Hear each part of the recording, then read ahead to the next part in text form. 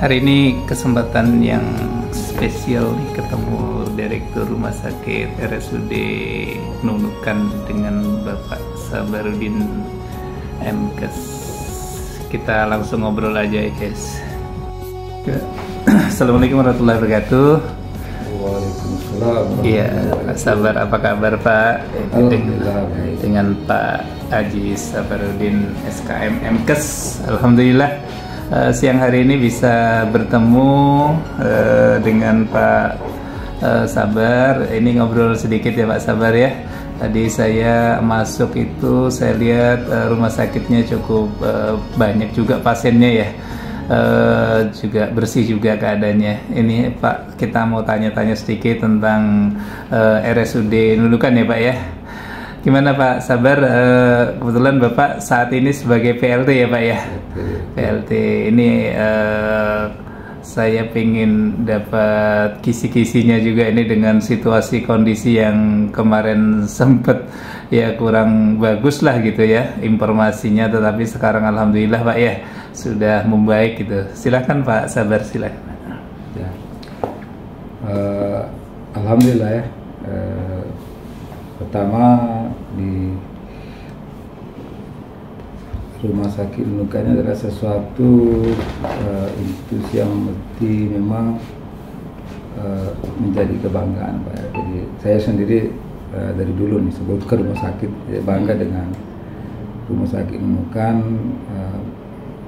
baik posisi yang ada di perbatasan, kemudian juga memang dibandingkan dengan rumah sakit yang setipe ya sekelas tipe C itu, kalau membandingkan dengan rumah sakit yang pernah saya datangi di Kaltara maupun daerah lain, saya kira Rumah Sakit Nunukan cukup baik.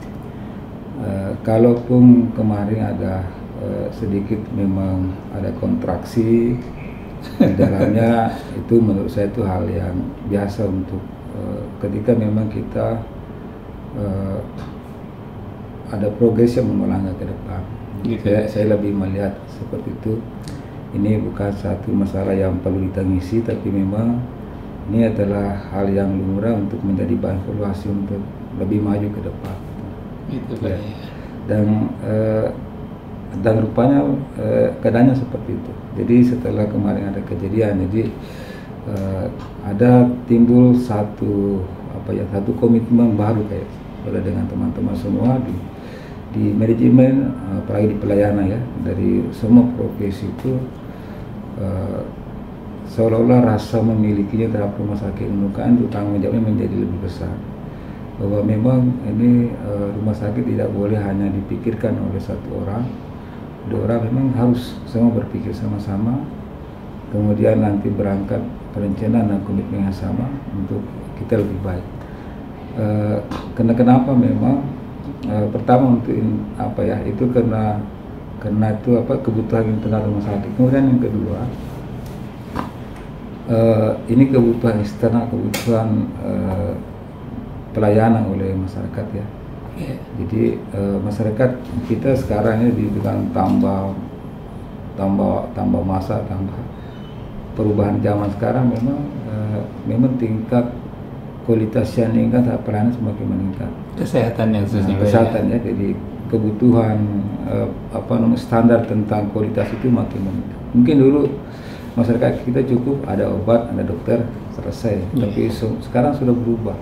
Jadi dia butuh kenyamanan dan sebagainya. Dia privasi mesti dijaga. Dan jadi Nah, itu yang sekarang kita memang rancang untuk mendirikan suatu paket hospitalisasi pelayanan, Pak.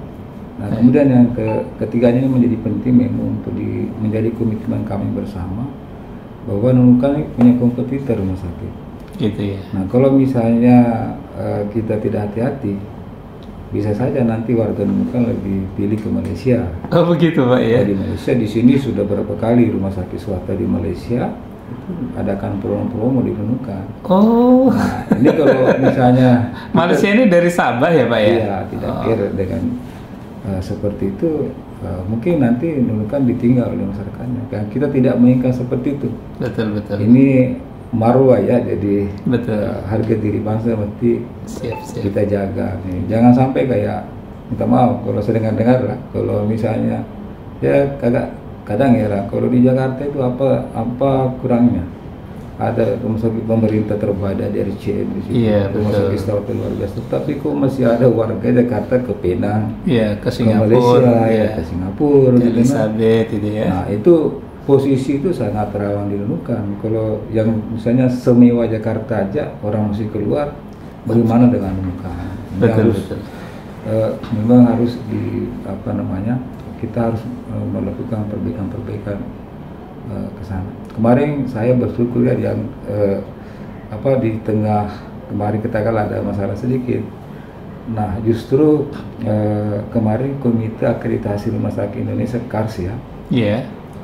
Itu justru mengundang kami di Direktur Rumah Sakit menjadi salah satu pembicara di pertemuan ilmiah Simposium Indonesia di Jakarta itu. Oh di Jakarta. Jadi hanya 2 rumah sakit itu yang dipilih, Rumah Sakit Primer Bintaro, di narasumber sama Rumah Sakit Nunukan. Luar biasa. Ya kan Nunukan. Jadi karena memang ke depan kita tidak lagi bersaing berkompetisi antara rumah sakit di Indonesia, tapi memang sudah harus kita bersiap-siap dengan kompetisi global ya Pak ya, globalisasi ya. Bukan di perbatasan. Betul. Di perbatasan, kalau tidak siap dengan itu, maka nanti akan ditinggal oleh warganya sendiri.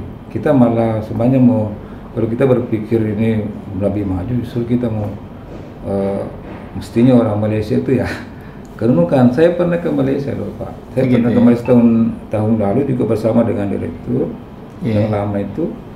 Saya melihat apa sih yang baik di sini, apa dari si tenaga, kemudian sapras. Kualitas SDM-nya mungkin Pak ya? Enggak, kalau saya melihat Pak enggak. Oh enggak. Gitu? Iya, saya melihat tuh enggak. Jadi dari si sapras juga untuk Nunukan ya, menurut saya lebih baik. Kasat mata saya lihat. Kemudian SDM juga begitu, enggak. Nunukan justru dokter pakar nih, orang sana panggil dokter pakar ya. Kita spesialis. Kita jauh lebih banyak. Dan siapa sih dokternya di sana? Direktur kayak Hospital Tawo, itu direkturnya itu alumni Indonesia semua. Oh gitu. Iya, direkturnya itu alumni FK, Kedokteran Unhas. Kemudian wakil direkturnya itu alumni UGM. Artinya produk-produk dalam Indonesia juga yang dipakai di sana. Tapi kenapa yang membuat masyarakat tertarik? Apakah karena memang kebiasaan atau memang? Nah, kalau saya mungkin melihat bahwa ada lebih kepada attitude ya. Jadi pelayanan. Nah itu harus kita bangun juga di Betul. Ya. Setuju. Mungkin kita terbatas di sapras dan sebagainya, tapi perilaku dalam pelayanan itu mesti kita kedepankan. Baik.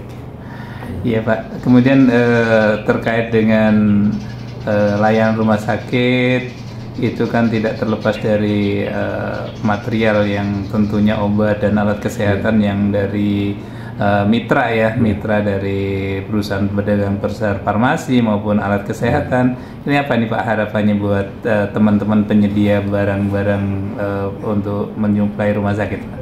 Ya, saya pertama mengucapkan terima kasih banyak ya kepada para vendor, pada rekanan pengusaha farmasi yang yang menurut saya sebagian besar menjadi malaikat penolong ya dikala rumah sakit berada pada titik nadir ya kalau tadi terendah lah ya. Maksudnya tetap kami memahami bahwa ini adalah bisnis ya. Tapi ternyata vendor-vendor kita ini, jadi pengusaha farmasi ini ya tetap mengedepankan hal yang sifatnya kemanusiaan sosial, karena kalau misalnya kemarin betul-betul hitungan bisnis, kalkulasi bisnis yang dipakai, mungkin nunukan tidak disuplai lagi. Betul. Jadi disuplai karena sudah sesuai dengan apa namanya, saya dengar dari semua vendor itu 3 bulan 90 hari itu sudah nggak bisa apa-apa lagi, harus gitu kan. Tapi ternyata apa namanya, ternyata dinunukan untuk sebagian besar vendor itu tidak seperti itu. Jadi itu tadi kami berterima kasih. Kalaupun rumah sakit Nuka hari ini mungkin mulai bangkit kembali dan sebagainya, itu tidak terlepas dari para peran daripada vendor ya. Nah kemudian yang kedua, kami ke depan ini memang sebagai mitra kerja, jadi harus memang hak dan kewajiban itu memang harus terpenuhi, dan kami komitmen. Karena kemarin Pak Sekda bilang kalau rumah sakit tidak punya obat, apa bedanya dengan apa tempat pijat gitu. Tahu aja. Iya betul Ya, betul Pak. aja minyak seperti itu. Iya. Jadi ada dokter, tidak ada obat, nggak ada apa-apanya. Ada tentara dengan senjatanya tapi tidak ada pelurunya, Iya, apa mau dibuat gitu. Nah Betul. sama. Jadi bagi kami rumah sakit itu adalah mitra kami, vendor adalah hal yang mesti kami jaga ya. Kita saling menjaga. Kami berharap nanti bahwa ya komitmen kemarin yang sudah terbangun dalam keadaan susah itu nanti akan menjadi lebih baik lagi ketika memang kita sudah mengadakan pemulihan terhadap semua masalah-masalah di rumah sakit. Baik, terima kasih Pak Haji Sabarudin SKM MKes atas ngobrol santainya ini ya. Dengan mudah-mudahan informasi ini juga bisa membuat rumah sakit ini akan lebih baik lagi ya. Kan kita dari masyarakat tentunya berharap rumah sakit menjadi penolong pertama lah buat keluarga yang sakit maupun yang mau sehat ya.